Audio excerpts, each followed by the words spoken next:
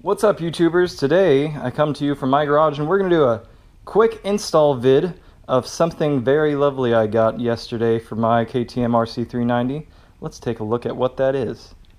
So this is the Ohlins KT303 shock. It's got rebound, compression, and preload adjustment, and also height. Whereas our stock shock up here, this thing only has preload and it sucks. I also hear that this shock is 1 pound lighter than the stock shock, and that makes me happy because I'm all about losing as much weight as possible off of this bike. So let's get started. So first things first, what we're going to want to do is we're going to want to remove the lower belly pan, and this step may vary for some of you guys because obviously I've got the race fluid retaining lower on it, and some of you guys are probably going to have the stock one. So let's get started on that. To remove the race lower, it is only a couple of screws. It's one at the back, or one on each side on the back, and then one in the front, and it simply pulls off.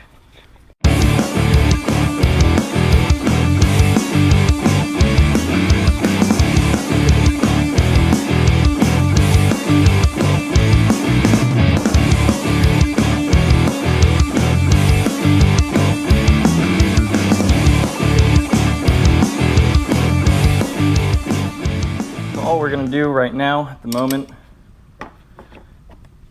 is loosen the nut off the bottom of the shock mount, keep the bolt in there,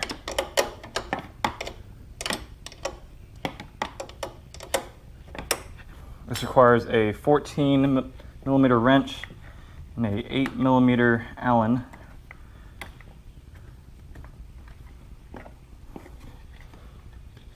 And it's the same Allen at the top. For the top mount, we have to use this style because there's not enough clearance in between the frame and a big Allen wrench to fit and remove that bolt. Even if you got it started, it'll still be a pain in the ass. All right, this time I'm going to take it off the rear stand.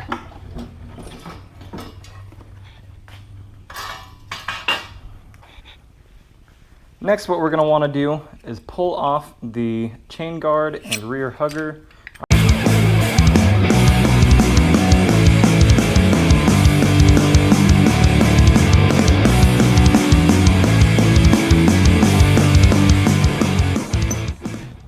For this next part, what we're going to want to do is put a floor jack under the motor of the bike to unload the rear suspension, so effectively it takes the stress off of the top bolt and the bottom bolt, so we're able to remove them easier. If you did this on a stand, you wouldn't really be able to remove the shock because there'd be a bunch of tension on the bolts, and whenever you did remove the bolts, if you're able to get them removed, the swing arm and the frame would just collapse into each other and you'd be stuck in a predicament. Alright, well, it appears as if my camera overheated and I did not get to show you the guys, but I ended up removing the entire rear hugger because it was a pain in the ass. And then once I did that, I was able to get the bolt out at the bottom of the shock mount really easily, and then the top one comes out also incredibly easily. And there it is, one big huge piece of Indian-made WP knockoff bullshit. So, before we even think about altering the geometry of this bike, let's just go ahead and put the shock in as is. This board goes through the frame.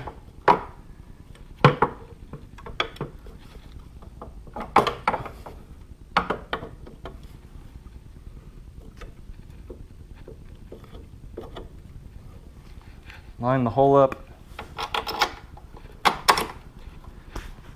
Put your bolts in. This one goes through on this side with the washer first, of course.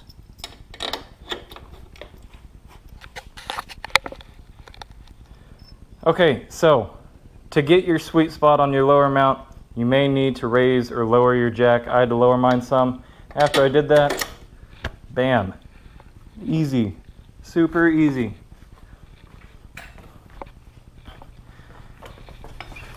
Technically now, all of the load is back on the shock. So you could technically, at this point, make sure your bolts are all the way through and then take it off of the floor jack and just shore up everything later on and be done. But for my purposes, we still have a couple steps to go.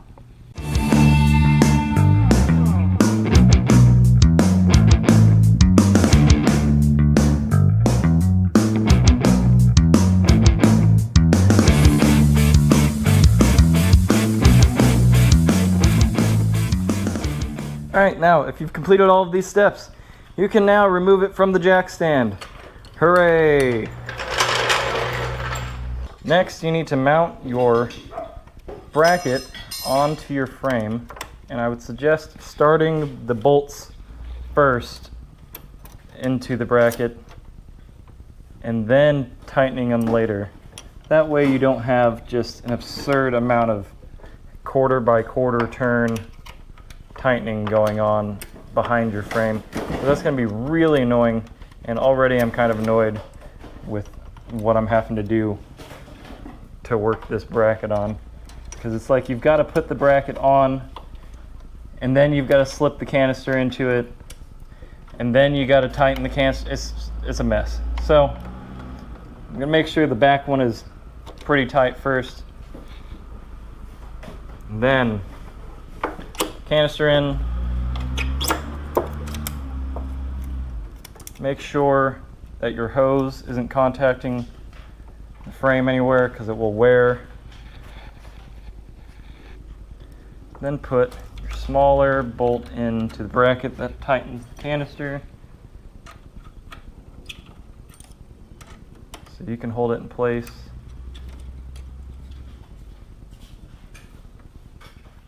Alright, so what I actually ended up having to do to get this bracket for the reservoir mounted was to have a really long extension with a wobble and a 5mm Allen socket and go all the way through the frame to the back and put it on like that. And I'll show you what I mean.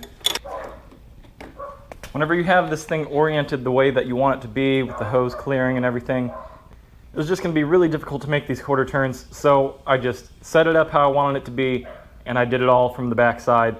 That honestly, for me, was the easiest way to do it, because, you know, I didn't have to, you know, go 1, 2, 3, and just so on and so on, and I got it done. So, as you can see, I remounted my belly pan. For right now, I'm going to go ahead and keep my rear hugger off because it was just a giant pain in the ass to remove, and I'll probably go with a carbon fiber piece.